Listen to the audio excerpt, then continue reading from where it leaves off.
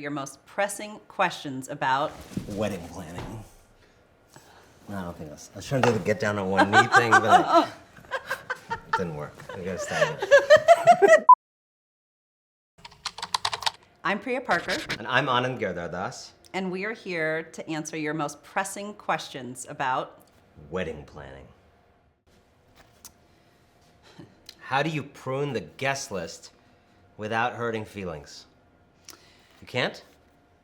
you can't what? Prune it without hurting feelings? Is that the right answer? Well, the question is interesting because prune assumes you've built this whole tree and then you have to cut. Ooh. My suggestion is to first start by asking, what is this thing, right? What is Plant this wedding? the guest list. Don't prune it.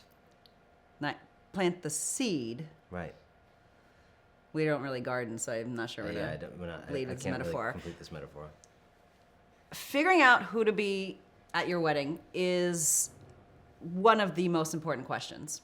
And rather than backing into it by making a guest list, which is what I think most people do, it's what we did, before we knew better, to actually start by asking, like, what is this, like, who is this wedding for first? What is this wedding for? So I had a friend recently who is getting married in his 40s. He and his partner have a really big family. Both of them have big families. One is a child of divorce, so there's like multiple, like me, multiple families. Long story short, they realized that the line of who they're going to invite was going to be who currently is part of their lives in this moment. And he told his mother that at the beginning of wedding planning to basically let her know that, like, even if Rhonda in her book club loved poring over photos of them, if he's never met Rhonda, like, that's not the right guest for the wedding. And part of thinking about what your wedding is for is then actually really being able to decide who to intentionally exclude, thoughtfully exclude, based on purpose. It's not personal, it's purposeful. I think also, I heard this thing the other day on a podcast, which is where I get my wisdom, that emotion grows out of expectation. And hurt feelings, I think, in guest list planning, making, come out of maybe leaving open the question of who it's for first too long. So then all these expectations start to form. Your mom starts to imagine all the people she's going to invite. You start to imagine all the people you're going to invite.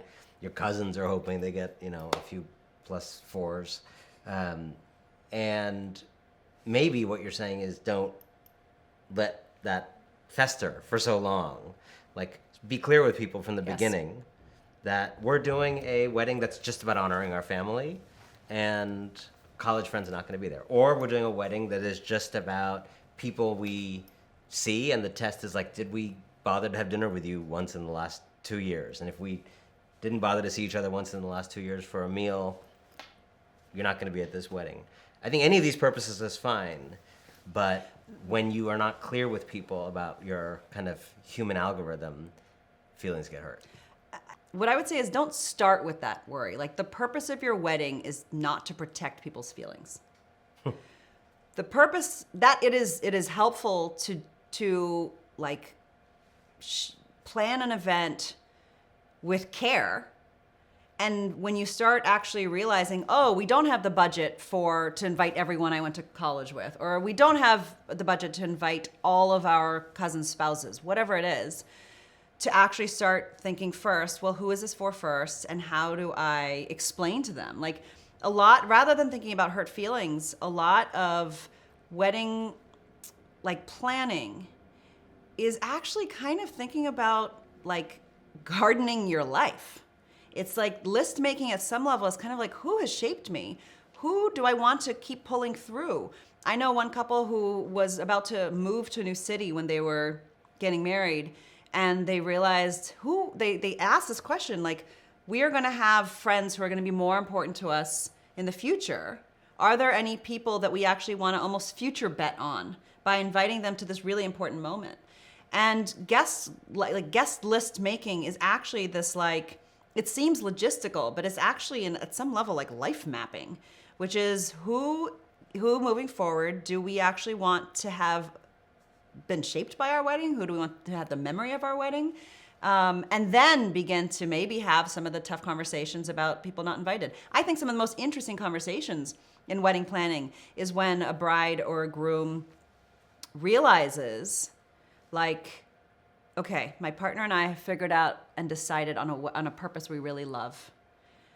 That means, this is a real example, that means I can't invite my 18 fraternity brothers and all of their partners. We've been rolling deep for like the last 10 years and kind of, and like it already hasn't been totally working. And I kind of need to pick up the phone and like talk to them and let them know like they're not all invited. And I'll see how they react. Like often wedding planning, because of the conversations they force, allow people to kind of like, it's almost like a friendship audit. And how do people react? Like people's reactions to also not being inviting things is also revelatory. It can actually be relationship forming when people are saying like, I get it. I haven't seen you in 5 years, but actually it makes me realize how much I miss you. Would you be up for having dinner with me? I hope you have a beautiful wedding. I'll also say one more thing, and this is kind of where there's a bridge between your work and mine. How do you prune the guest list without hurting feelings? This is a question that is hoping for there being no trade-offs. That you can prune a guest list and not hurt feelings. And I think part of the reality of a wedding is it's kind of a political act. It's world making. It is. It's creating a place. It's creating a kind of temporary little constitution for that place. Yes. It's creating laws and norms and rules for that. You don't think about it like that, but you're creating a little like 2-day kingdom. Absolutely.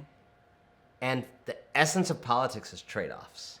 You can't pass a budget without hurting some constituency. You can't pass a law without making some people better off and some people. Every act, every guest list, every color, every meal is going to make some people better off and some people worse off. And you can try to like minimize it. But I think the dream of a trade-off free wedding is like the dream of like not having one. And that's why a lot of people elope. But part of the reason a wedding is so powerful for a couple, and why I am, broadly pro-gathering around this moment in time, is because at some level, like getting married is a big bet. And it's a big bet that can't be done alone, that you need community around. And it's really difficult to be yourself when you're hiding parts of yourself from your community. And so all gathering is a political act, a small p political. And weddings are that for communities. One of my favorite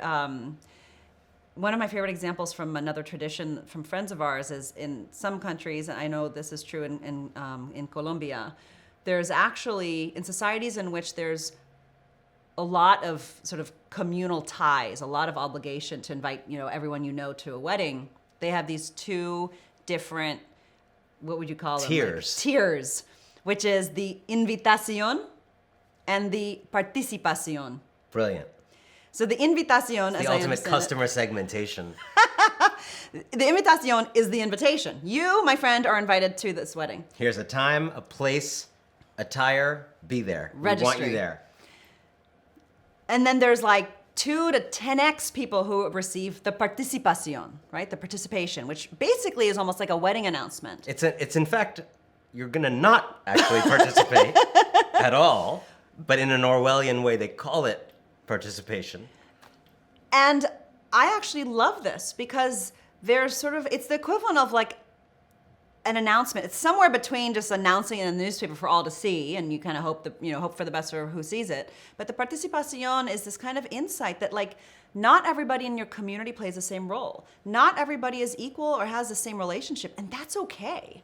And I think part of the opportunity in these moments is to kind of like really think, and it happen at some level in any wedding, it makes the two sides, the two grooms, the two brides, the bride and the groom, actually have to contend with themselves.